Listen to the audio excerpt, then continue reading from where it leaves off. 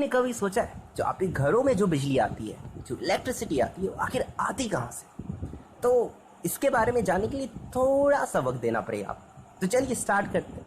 देखिए, जो बिजली इलेक्ट्रिसिटी है वो एक्चुअली में जो बनती है ना, वो पावर स्टेशन बनती है। और ये सब हम अच्छे तरीके से वाकिफ हैं कि एनर्जी को क्या किया जाता है, प्रोड्यूस किया जाता है, कन्वर्ट किया जाता है एक फॉर्म से दूसरे फॉर्म में। एनर्जी को ना ही क्रिएट किया जा सकता है, ना ही डिस्ट्रॉय किया जा सकता है, एनर्जी को कन्वर्ट किया जाता है। तो पावर स्टेशन में क्या आता है कि वहाँ पे बॉयलर रहता है, बॉयलर में बहुत बड़ा बॉयलर रहता है, वहाँ पे पानी को गर्म किया जाता है। पानी गर्म करने के बाद वहाँ पे उसके बाद टरबाइन एक तरह की मशीन होती है जिसपे वो भाप जो होता है, भाप फोर्स लगाता है, टरबाइन मूव करता है।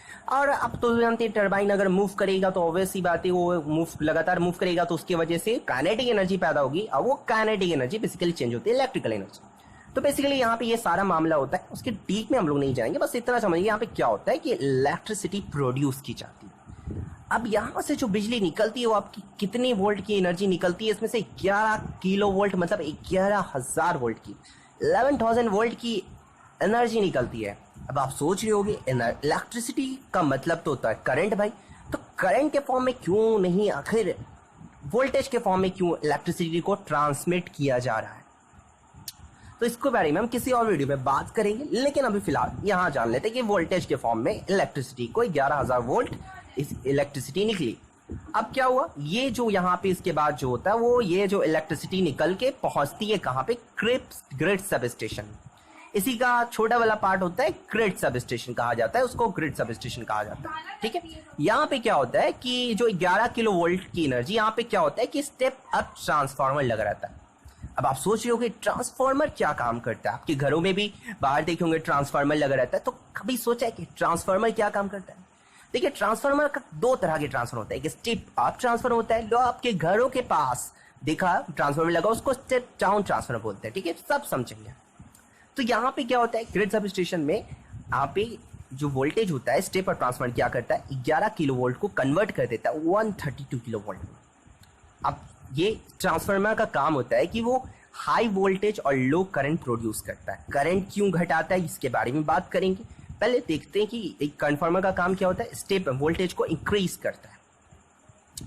अब ये ग्रिड सब स्टेशन से चला जाता है भाई साहब, ग्रिड सब स्टेशन पे जो 11 किलो वोल्ट 132 किलो वोल्ट, समझ में आ रही? अब ऐसा क्यों होता है? फॉर एग्जांपल हम आपको बताते हैं, मान लीजिए आप किसी हाईवे पे गाड़ी चला रहे हो, ठीक है, आप क्या करोगे, अपनी स्प्लेटर की स्पीड को बढ़ाओगे, बिकॉज ऑब्वियस सी बात है वहां पे सारी गाड़ी आप देखते होगे बहुत फास्ट चलते हैं, तो आपको काफी ज्यादा लंबा डिस्टेंस है वहां पे, हाईवे लंबे लंबे हाईवे होते हैं, तो वहां पे स्पीड आप बहुत तेजी से चलाते रहते हो, गाड़ी बहुत तेजी से चलती है। और वहीं आप जब हाईवे खत्म होता है, रोड पे आते हो, तो स्पीड को धीमा करते हो। ठीक है, वैसे ही होता है। जो पावर स्टेशन होते हैं वो काफी ज्यादा दूर पे रहते हैं, बहुत दूर दूर पे पावर स्टेशन होते हैं घर।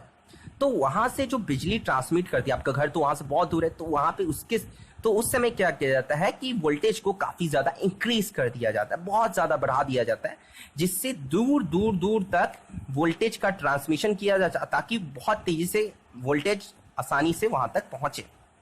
तो इस तरीके से वोल्टेज की वैल्यू को बढ़ा दिया जाता है ट्रांसफार्मर के द्वारा।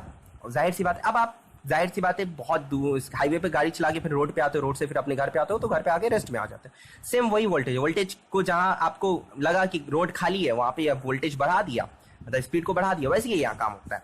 अब क्या होता है, ग्रिड सब स्टेशन से पहुंचता है मेन सब स्टेशन में, जहां 132 किलो वोल्ट किसमें कन्वर्ट हो जाता है, 33 किलो वोल्ट, यानी कि 33 किलो वोल्ट।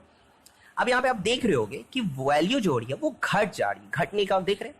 तो यहाँ पे जो चीज यूज किया होगा वोल्टेज को घटाना, उसको कहते हैं स्टेप डाउन ट्रांसफार्मर, जैसे कि मैंने पहली बार बोला था। अब ये जो वैल्यू कन्वर्ट हुई 33 किलो वोल्ट में, यहाँ पे जो होती है लार्ज ऑटोमोबाइल इंडस्ट्रीज यहाँ पे बैठी रहती हैं और बोलती हैं भाई मुझे इतनी एनर्जी की जरूरत है, मुझे इतने वोल्टेज की जरूरत है, मुझे इतना वोल्टेज दे दो, मुझे इतना वोल्टेज करंट, मुझे इतना वोल्टेज बिजली की जरूरत है, मुझे इतना वोल्टेज दे दो। ठीक है, इतना वोल्टेज दे देता है।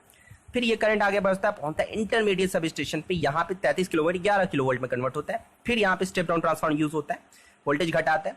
जैसे कि आप जान रहे हो गाड़ी की स्पीड को लगातार घर तक पहुंच रहे हो ना, घर तक पहुंचते पहुंचते आप गाड़ी की स्पीड को कम कर रहे हो, वैसे ही वोल्टेज की स्पीड घट रही है।